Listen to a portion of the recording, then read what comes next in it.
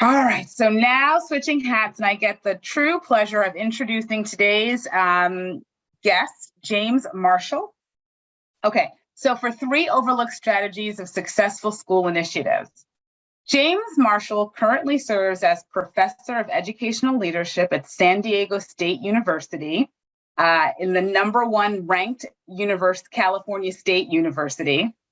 Under his direction, this university's doctorate in EDD became the largest doctoral program across the campuses and were ranked for the first time on U.S. News and World Report's 2023's list of top graduate education programs.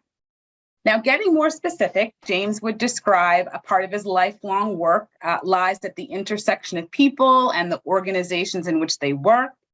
He is, in my words, a program evaluator extraordinaire, and of course, naturally, then has been called on to review over 250 school programs. So when he's talking about implementation, he really is speaking from what he knows. So in keeping with that, I mean, I really like to call James the implementation master, or the one who knows all things implementation. You know, if you're trying to figure out which initiative makes sense for your school or district, how to get it started, how to fix it when it's gone off the rails, James is really the person for you. With over 200 publications to his credit, it was only natural that a published book was on its way. And so, as I mentioned earlier, in May, right from the start, the Essential Guide to Implementing School Initiatives will be out. And I want to promise you, I work with a lot of books and they are all wonderful. But James's book, and I know you've heard program evaluation and implementation sometimes, and maybe for me, it can make your eyes a little spinny. I want to tell you, it is the most engaging book I've ever read on this topic. I do not use hyperbole when I say it is a page turner. Only James can make getting initiatives to stick in your school, present it full of wit, funny tales, expertise, and a ton of practical guidance. And I know that tonight's webinar, 3 overlooked strategies for successful school initiatives, will be no different. So I am going to close up now and turn it over to James so that he can share with you, again, how to not fall into the trap of overlooking some really important things to make sure your initiatives work. James? Tanya, thank you so much. And I appreciate those very flattering words. I just want to let everybody know from the start, what you get from me today is pretty much like what's in the book, because this is who I am. I believe that programs are super important. We'll talk about that.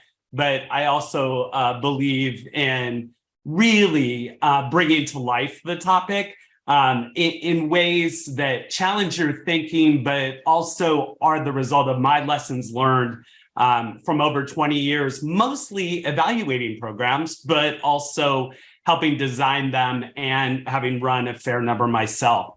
So I want us to begin just with a quick little interaction here. I say close your eyes. I don't know if that's actually necessary, but if you could think back to a program that changed your life, maybe something in your formative years, something that influenced who you are today.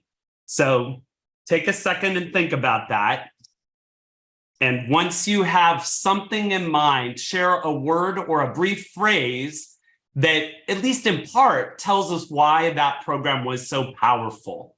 So what are the words that describe programs that change lives? And I'd welcome your response in the chat box. I'm going to add my own, and I'll pause for a second and share.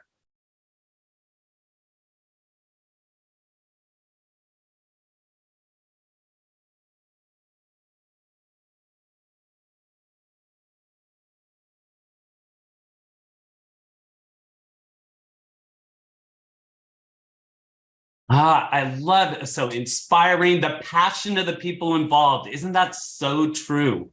Petra, you say challenging, and that's an important thing too. If it doesn't challenge us, we probably aren't going to engage to the same level, and yet not so challenging that we back away.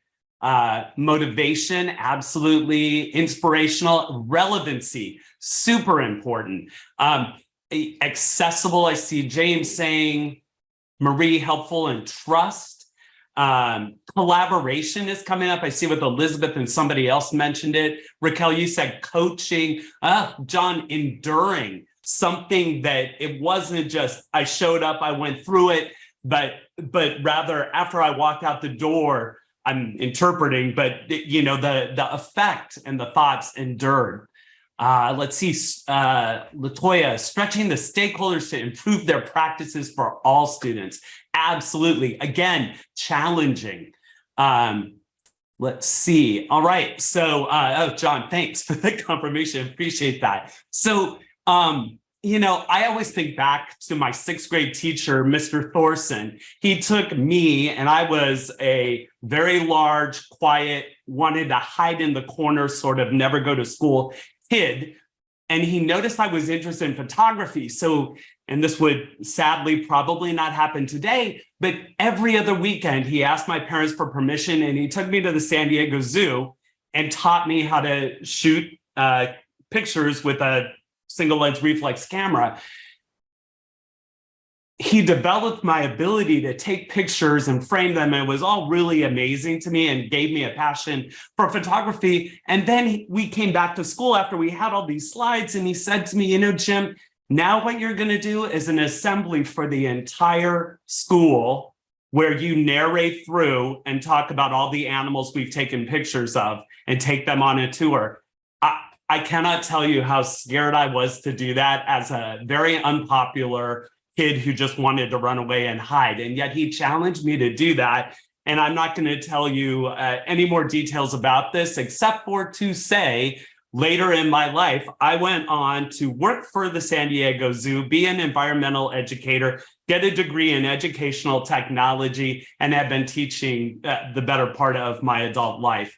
So if we don't believe experiences like what I've described, which although it was just me, I still would say could be framed as a program. If we don't believe these experiences can change lives, we're fooling ourselves. So I appreciate us getting started. My thesis, zoo photos, I was petrified, rest assured, but it's such a vivid memory and I love it.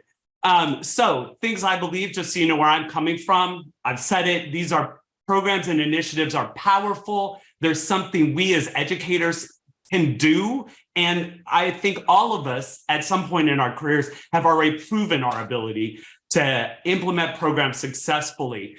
Programs do result in predictable evidence of their impact when, I believe, they're carefully planned. And we need to care about the data involved to guide our way as we are designing programs and we're implementing them. And as I said, they change lives. Let me ask you this question, though, and then we're going to jump into the strategies. But share with me a reason in your experience you believe programs or initiatives fail or fail to achieve a full impact. Maybe it's not a complete nosedive. Yeah, carefully planned is the key. And so, Chrissy, I'm going to take that as your answer to this question, which I love, which is the lack of careful planning and intentionality is likely a factor in failure. Lack of buy-in is so important. Having all of that buy-in up and down your school, your district, your organization, and the relationships. The people who are doing the implementation, the team, so important to have people on the same page. Money, of course, comes up. Programs by mandate, as opposed to like maybe what's really needed. So, and I actually, Adrian, I'd throw yours in there too. That top down feels very mandated versus foundational. And again, to me, I in my head where I go to with mandate versus foundational is it needs driven or sort of agenda driven? Let's see, not seeing the why, motivation, so important. Like, why are we doing this? Where is that? Like, what of value is going to happen here? Let's see, from when promotion and implementation do not align. Totally. All right. Wow. So we have an incredibly experienced group of people today, and that does not surprise me in the least. I would argue as educators, most everything we do could be considered in some way a program. And so again, my thesis is we're uniquely qualified to do this work. I say that programs are often underplanned and under-resourced. I believe your answers point to that. That those relationships and the program's place within the organization is critical. It's got to fit in. It can't just be something else we throw onto the pile of things we're doing. Careful and dedicated attention to the design is what in the end yields something you can implement and that produces results. And again, going to your earlier comments about buy-in, my experience is when buy-in isn't achieved and when results of the program aren't constantly communicated to those higher ups on whose support you rely, when that doesn't happen, the program is underappreciated, and maybe when the budgets get thin, is quick to be thrown onto the block for consideration of tossing it out. So these are some of the things that I want to briefly talk about today, but there are also elements of the book that Tanya spoke so highly about, and areas where tools are available in the book, and I'll highlight some of those as we go through.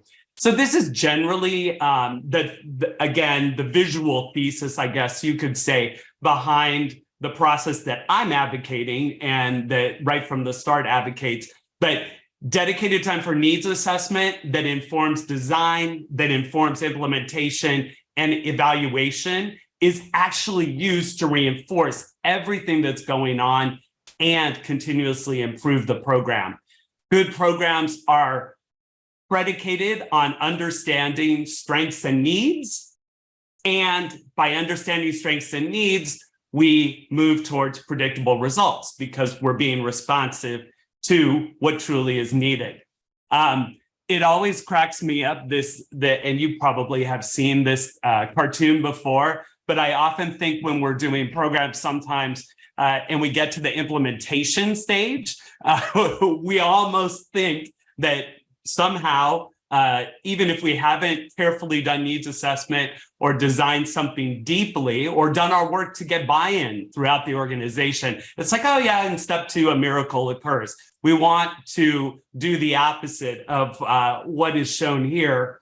And one of my favorite examples early in my career was a $5 million grant that we were partnering with some history professors to deliver content to the teachers. And I said to the project management team, as I was called in to evaluate the program from the start, so professors, history professors, what are they going to present? Like, what is the US history content that will be imparted to these middle school teachers that they are then to go back to their classroom and it really enhance their own ability to teach US history? And the lead professor looked at me and he said, well, I really don't know. They'll reach into their desks and pull out some transparencies, probably about 10 minutes before they walk down the hall to give their speech. And so I always think back to Alice in Wonderland. If you don't know where you're going, then any road will do. By that same token, any outcome will do. And for better or for worse, as educators, we're not in the business usually of any outcome. And so again, that intentionality is what I advocate for. And I do believe that this sort of systematic process plays a big role and really provides the backbone for doing that work. Let's take a quick moment just to acknowledge where programs and initiatives come from, because they really can come from everywhere. But sometimes they're the result of a measurable gap like the literacy scores example, steadily declining. Maybe they're a new intent or even a mandate. For instance, teachers should know more about reflective practice, so we're going to start an initiative in that direction. I will say it's happened more than once in my career where I was told the superintendent went to an amazing conference and came back with a new program attached to themselves. And so here we are figuring out how to get that implemented. And then obviously funded programs, grants provide opportunities as well. But just the adoption of a new curriculum, often a way programs and initiatives form. So I know the title of this webinar was 3 strategies. I'm throwing in a 4th at no additional cost. And so I'm going to have strategy 0 for you, which is really just a mindset. And then we'll quickly talk about 3 other strategies. So the strategy 0, be realistic about what you're setting out to do. One of the things when I started writing the book, I decided was drawing a distinction between programs and initiatives. And so let's talk really quickly about that. And this really applies to the whole model. It's a mindset, like where it fits in, it's in as you approach this work. I would argue programs traditionally have often been underplanned and under-resourced. I've mentioned that. They might not be carefully connected to the district. So are they truly embedded in the mission, the work, the current strategies, and priorities of the district or the school's work? And when the program is just kind of hanging out there and it doesn't have that depth, it is subject to a lot of rocking around. And as I mentioned earlier, it's also on the list when things get lean. If it is not core to the work, we've dedicated resources that down the road we might not have. And that whole need to sustain a program and give it the time it needs to produce results, it may be eliminated before it has that true and honest chance to make a difference. I would argue then that the difference between a program and an initiative is that the initiative is something that is done with greater depth, greater intentionality, and greater acknowledgement of the larger system of a school or a district in which it is operating, that these things don't just show up at the door and magically happen, but they do require all of attention to all of the factors you all have surfaced in our chat box here in order to be successful and avoiding the common reasons, and there's many, why programs that are less deep fail. So my first strategy I'm just throwing out there is conceptually this difference. I think it really doesn't matter to me what you call it. The difference is the intentionality of really designing something that will produce change. So that was strategy 0, no additional cost, as I said, and let's keep moving forward. So my first strategy is the need to use needs assessment. And I always call it getting smart because most of the people I work with, needs assessment sounds like jargon. So the whole idea of setting aside time to get smart about the people who are going to be involved in your initiative, their needs, their wants, their vision, their aspirations, really take time to understand them to increase the chance of predictable results. And this would figure into the map where it fits in up there at assessing strengths and needs. And I have been very intentional about adding strengths to needs assessment, because I think a lot of times when we see a gap, say between where we are, say the test scores aren't where we want them to be. I'm using a very simple example. We see a gap, we just go, okay, well, let's just jump in there and, change the curriculum or increase the teacher training without taking the time we really need to understand what's going on, get that big picture. In my head, I always think of gaps for some reason as a river. So that's why we've that we need to cross. So that's why you see this. But a lot of times when all you're doing is looking at the fast flowing water and you don't have a boat, a stick, a bridge, some other way to get across, you're just so focused on the gap that you fail to see the landscape that surrounds it. And that landscape can include a lot of helpful information, like areas of strength that you can build upon in your effort to close the gap, whatever that gap might be. And so when you head out and start talking to folks involved in the situation, and that could be for something that ends up in the classroom, you could conduct needs assessment, collect information from the students, as well as the teachers and the leaders in the school. If you're a leader yourself, consult with both the teaching staff and the students themselves.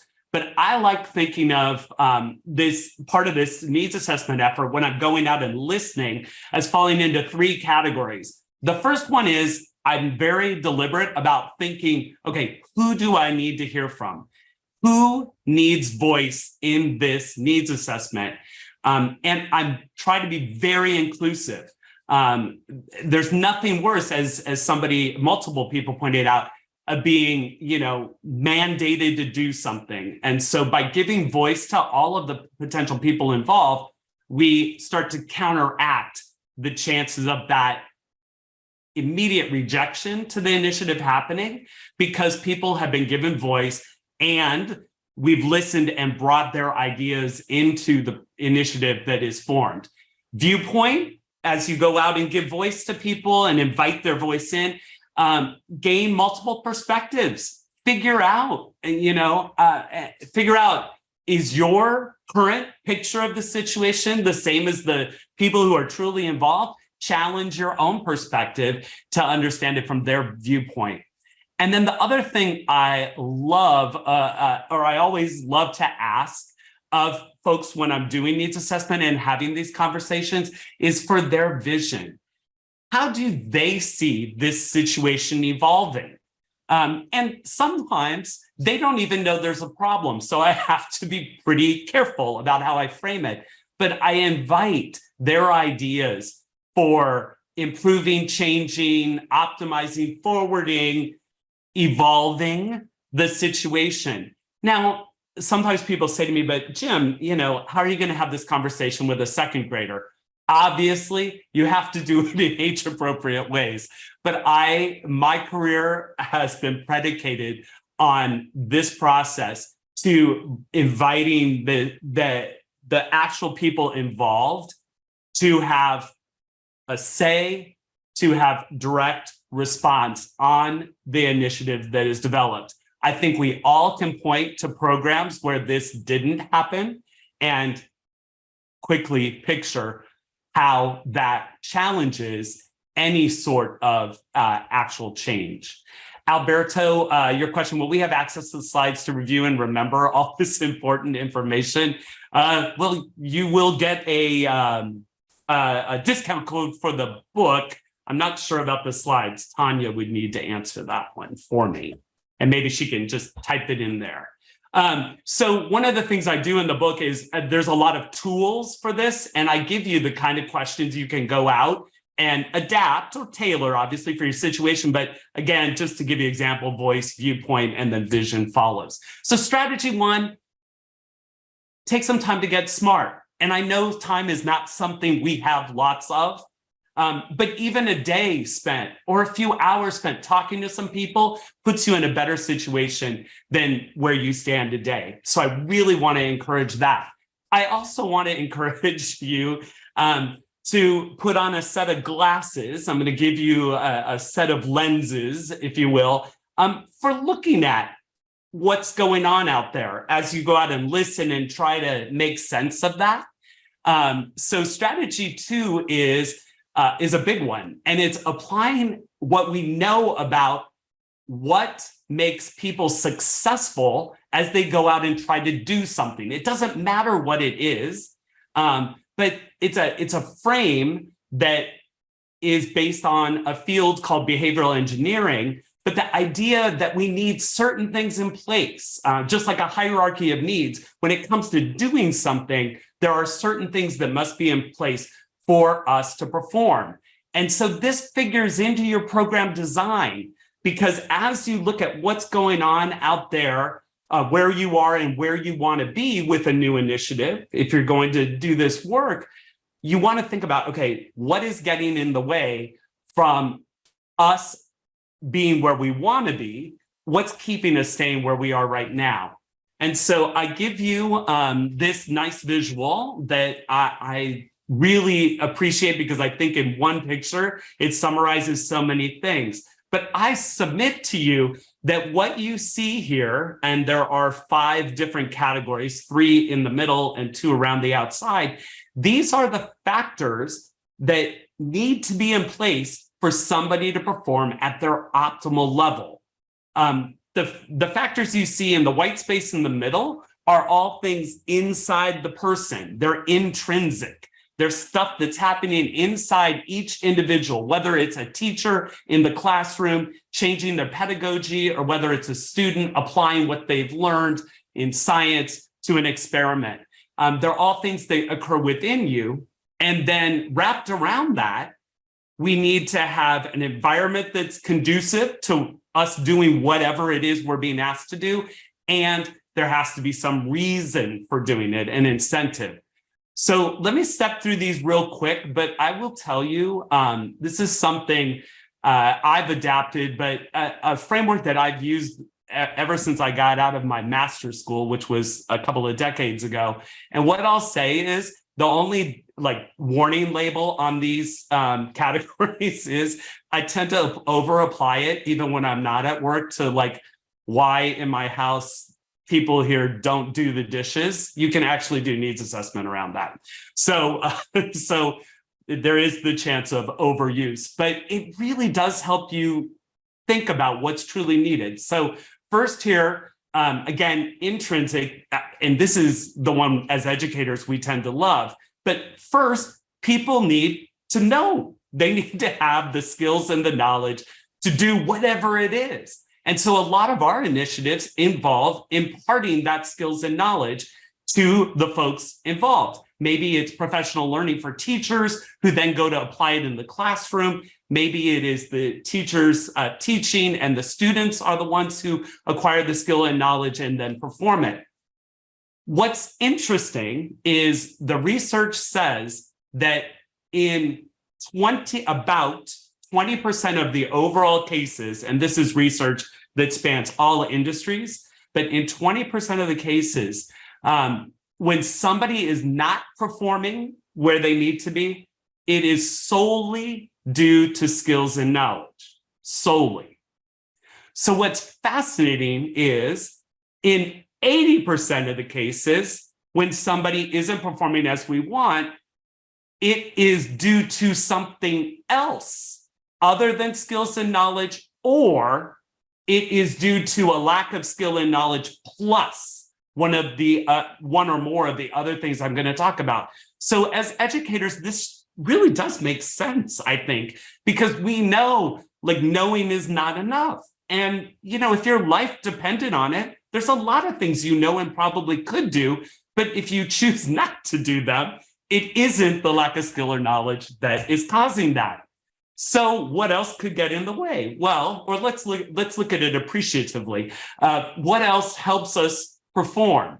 One is we have to care. And this was surfaced in our earlier brainstorming. We have to believe that performing whatever it is, implementing a new curriculum, one-to-one laptop program, whatever it is, we have to believe that it matters, and we have to believe we'll be successful. And it's not enough to only have one of those two things, because that together, value and confidence form an equation that's called expectancy theory. But basically, the idea is your motivation is the product of how much you care about doing something and how confident you are in performing it. So one of the things that I just find super interesting about this equation is how easy it is to picture people. So say you're building professional development for all of the educators in your district. And I were to say, okay, well, we did some needs assessment. They have high value, but low confidence. Well, that would change the way you build the program out. That we don't have to spend a lot of time building their value for what we're doing, but we do have to carefully build in opportunities for them to demonstrate their ability in little steps that get bigger and bigger so that their confidence grows. So that's one combination here. Another combination is low value, high confidence, which is always one of the more challenging groups to build programs for, because they may have actually false confidence. The confidence is really high and they're like, nah, I don't need this. And if you've ever been, and maybe nobody has, to an in-service on something that was completely unrelated to anything you do or would do in the classroom with your students, or as a leader on the job leading your school or some other function in the district, you would know that sort of mandated training that you then walk away from and never apply. That would be a textbook case of folks having low value, high confidence. So I want to point out to you that these are things inside the individuals that will affect their participation in initiative, and something to think about as you go out and talk to them in needs assessment and then build in the program. Where do you find the veteran teachers who refuse to participate? Where do you find the veteran teachers who refuse to participate in a new initiative? So Chrissy, I'm not clear on your question. Help me understand it a little bit better. And I'm going to cover the last two barriers and then come back. So those things I just talked about, skills, knowledge, motivation, value, motivation, confidence, they're in the individual, but the organization also affects us as well. And so we need to have someone who cares about us performing. And when I say incentives, everybody always thinks of money. I do too. I realize that's not something you have a stack of on your desk that you can dole out to your teaching staff. But what I will tell you is incentives are as simple as acknowledging somebody, as reaching out to them and noticing that they're implementing whatever the initiative is, or providing that support to show that you care and their performance matters. I remember a teacher told me a story a long time ago about how she had been trained on using new technology in the classroom and built the most amazing lesson and was teaching it. And the principal walked in and looked at her as all of her students were working on computers in groups. And the principal looked across the room at the teacher and mouthed to her, not super out loud, "Oh, it's all right. I'll come back when you're actually teaching something." And right there, everything that she had been taught, she threw out the window, because she's like, it doesn't even matter. I'm doing high-end implementation of what I was taught. And yet my site leader were so out of alignment, and there's really no incentive. And so immediately she decided not to put that effort in anymore. So again, that noticing, reward and recognition, all of those things matter. And then the last thing I'll simply point out is the environment has to be right. And that involves a lot of things, but these are all elements of paving the way for a successful initiative that need to be thought through.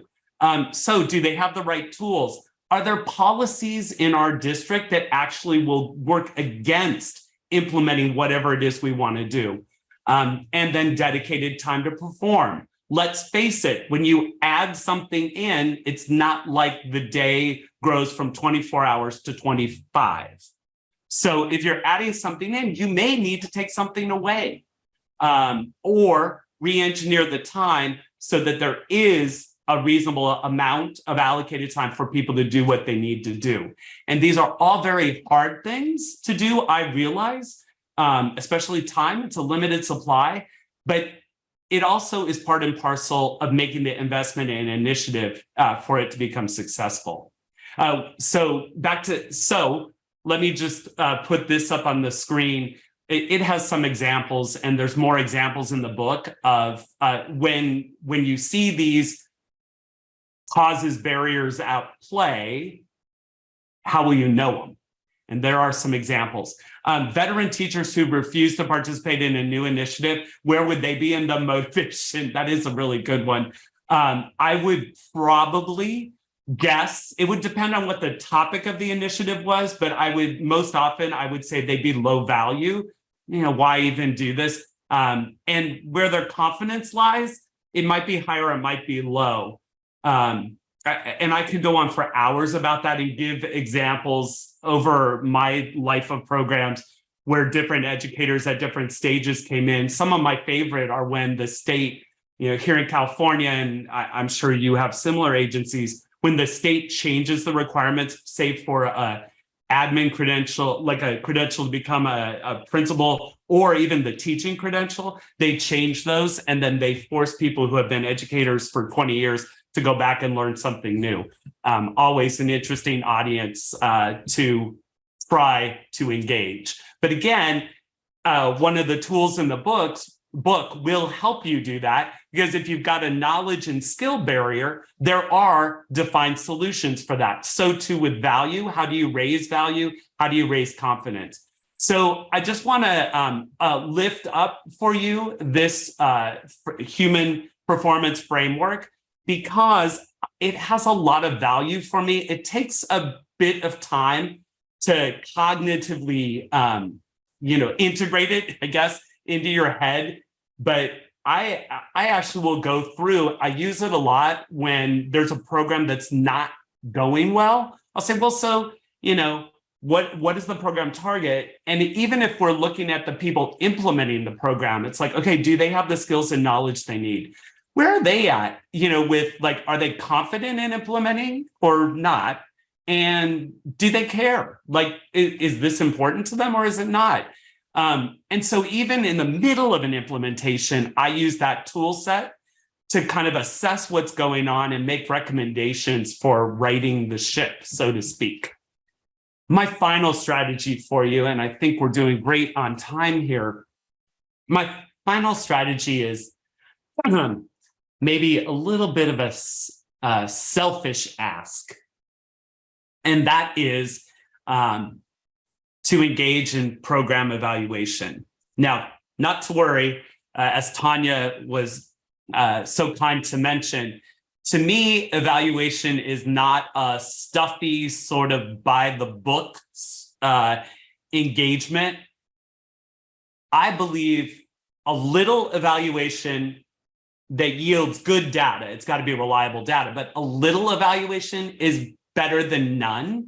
And I believe educators are innately positioned to do program evaluation. And I've been doing it for 20 plus years. So so many of the things we do as evaluators are what educators naturally do with students to help them grow, to figure out where they're at and then help them grow. Program evaluation is so important. I wish we could give it a sexier name than program evaluation. Maybe that's something I should work on. And one of the problems I experience with program evaluation is people often only hear evaluation and they don't hear program. We're not here to do teacher performance reviews. We're here to evaluate the program and make it the best it can be. We all want it to have life-changing positive effects. And so doing some evaluation to figure out how close we are to that happening is super important. And so when you get to implementation, a program or initiative that's being implemented, evaluation is something you should do in a reasonable amount. It doesn't need to be, a 5-year study, but to collect information and understand, are the needs that you surfaced being addressed? Is the design of the initiative effective? And are we improving the state of things? Let me ask you all this, and this will be my final 2 planned questions for you. But just you can just type a number in the box for the upper half of the screen. If I were to ask you about your program initiative evaluation experience, I know, John, oh my gosh, you and I think similarly. I know the 5-year, I want to help us do more informal program evaluation. And someone like me can do the 5-year studies. But yeah, so program initiative evaluation expertise. So could you type a number in the box where you're at there? Do you know a little bit about program evaluation, or you've conducted basic? Oh my gosh, wow. I love seeing all the 3s and even a 4. Fantastic. All right, awesome. And then how about so as you think about in your own area of responsibility today, where you're at, and I imagine many of you serve as education leaders, some of you may be classroom teachers as well, and some of you are likely running programs. Let me ask you this question. In your experience, so let's just say, let me hone my question. Thinking about initiatives that you've encountered let's say it this way. For the initiatives you're doing in your school or district or wherever you are right now, are you a 1, 2, 3, or 4? Do you rarely evaluate the initiatives, evaluate some of them, or most of them? All right, I'm seeing some 2s and 3s. Ooh, a 4. Awesome. Yeah, okay, fantastic. Yeah, so there is some evaluation going on, and I think the norm is typically somewhere between 2 and 3. Some of the initiatives in the districts I'm working with are federally funded programs, so they have to have evaluation. Others are more district initiatives and strategic initiatives, and the board has asked for data or an outside evaluator to look at. So I do think we are selective. I'd like to think we could do more evaluation. And again, we don't need it to be the super complex, detailed external evaluation, but evaluation we can do in the time that we have to improve our understanding.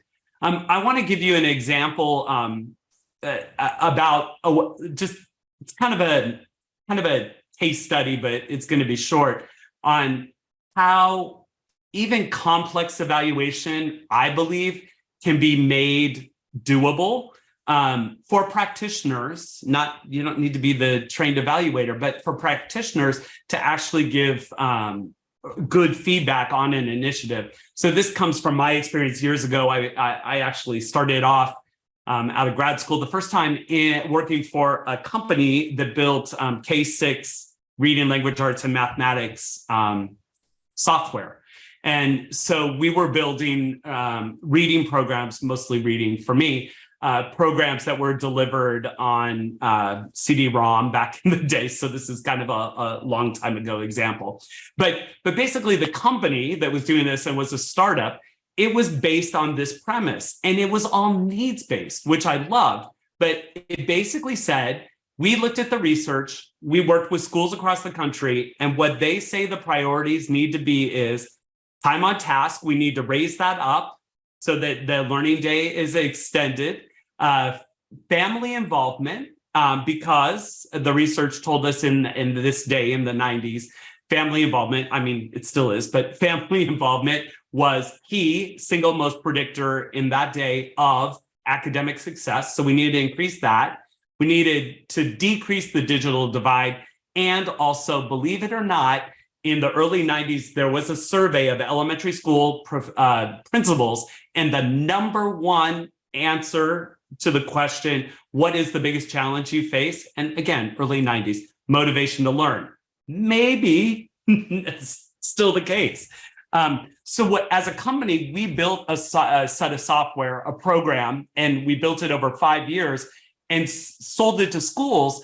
And rightly so, the schools immediately started asking, well, does this even work? Where's the evidence? And so we knew it was going to take time to get to student achievement that we could associate with our program. again, 5 years, we're developing it and feeding it to the schools that partnered with us. So what did we do? Well, because this was based on what the research said, as well as the needs of the very people we were working with, we had a lot of intentionality in the program we built. It was designed for the kids to take home on a mobile device, believe it or not, like a portable device, way back in the 90s. It ran on a Sony PlayStation, in case you're wondering what that device was. And so they could go home and continue to use the programs at home on the family TV, something almost every family has. We also got parents involved because they were using the curriculum with their kids and engaged around that family involvement component of that, and so on and so on. So what I will tell you is early on, our evaluation wasn't looking at student achievement measures because we knew we probably weren't going to get there right away. And we had to buy some time to allow this implementation to work. And so what we did was we measured time on task, we measured changes in family involvement, and we measured motivation to learn by working with teachers, students, and their parents to collect data. And we said, look, all of these things are happening. So we have reason to believe that they will add up. And over time, when more of the product is in place and it's more deeply used in our districts, that we will see metrics in achievement that are favorable. And so what I will tell you is the end of the story is the formative data you see here, time on task, family involvement, and motivation, they did all associate with student achievement scores that we eventually got 5 years later.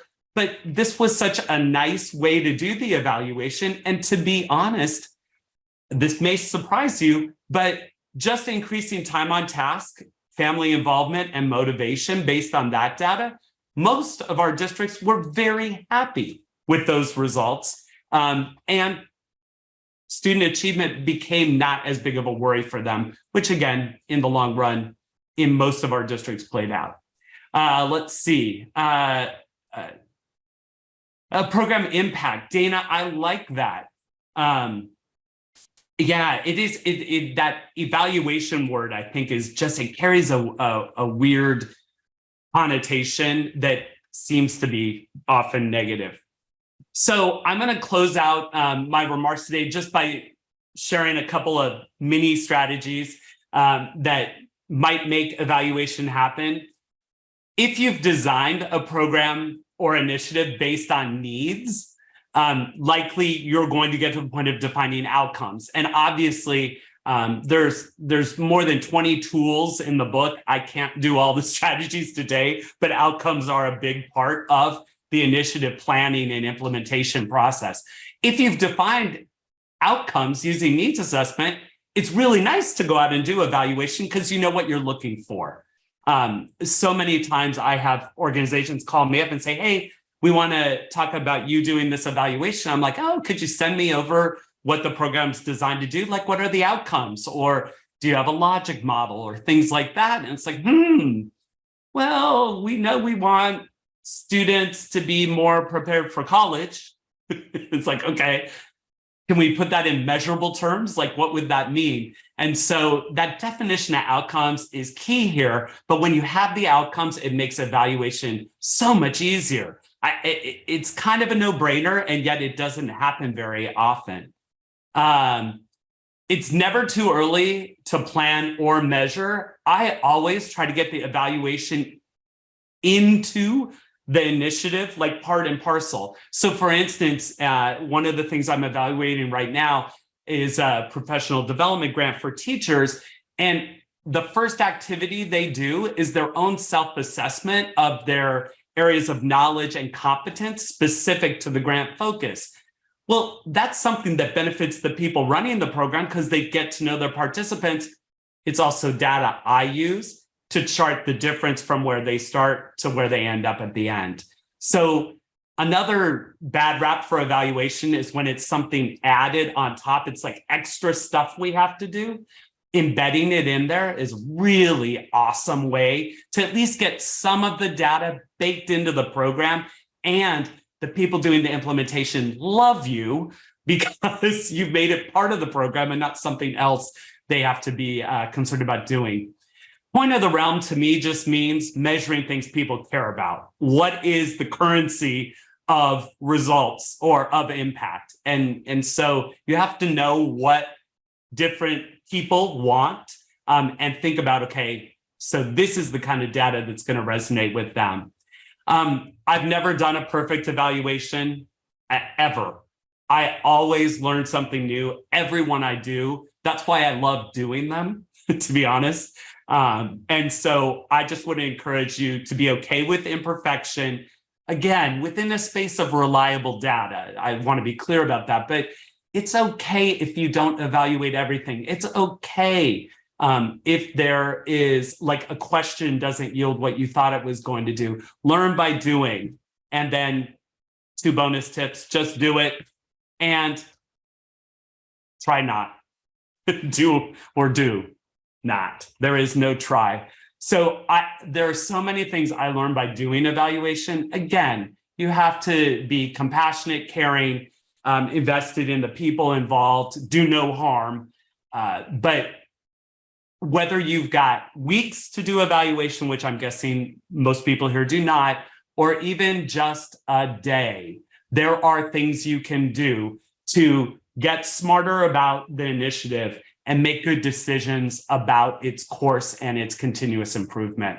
So I'll just close momentarily, but there are a lot of evaluation tools in the book. But one of the other things we have put in the book, thanks to Tanya, who I am indebted to, but in each of these areas, whether it's needs assessment, designing the initiative, or evaluating the initiative, I've also given guidance about if you've only got a few days to do something, here's what I would recommend. If you've got a few weeks, if you've got more than a few weeks. So we really tried to build the book with leaders in mind, knowing that when you're designing an initiative, it's not like everything else you're responsible for stops.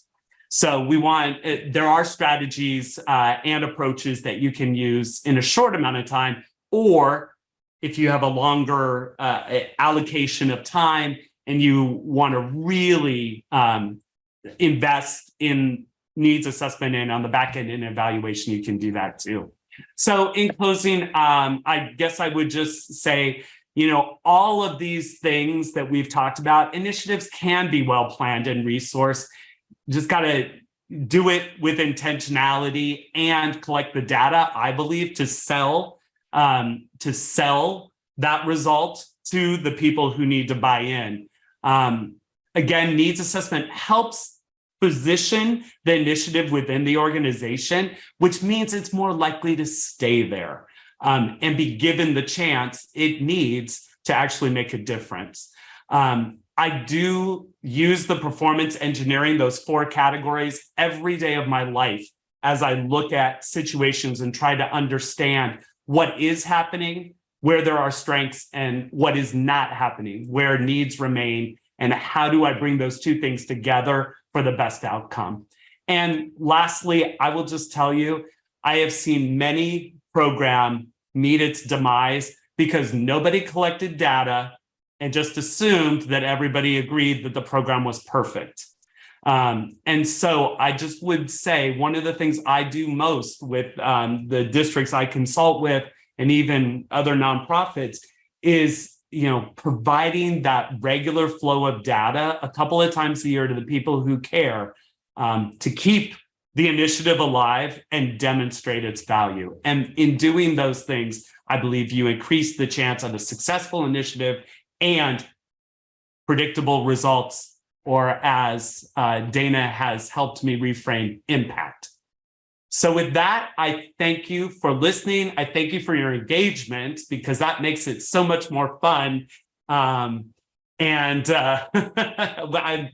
you have to tell me what slide was busy, Dana. I'll go back. I do like pictures. So thank you. Tanya, back to you. Yeah, it was a snapshot slide, kind of gave people a little bit of everything that might be offered in the book at once. So, all right. So thank you so much, James. And thank you to everyone who has joined and participated today. We are really at the end of our time. And James, you did such a fantastic job of asking and answering questions all throughout that I think we can bring this to a final close. And so thank you to everyone, and everyone have a wonderful week. Thank you, James. It's been my pleasure. Thank you all. Have a great rest of whatever day is left for you. Bye, everyone.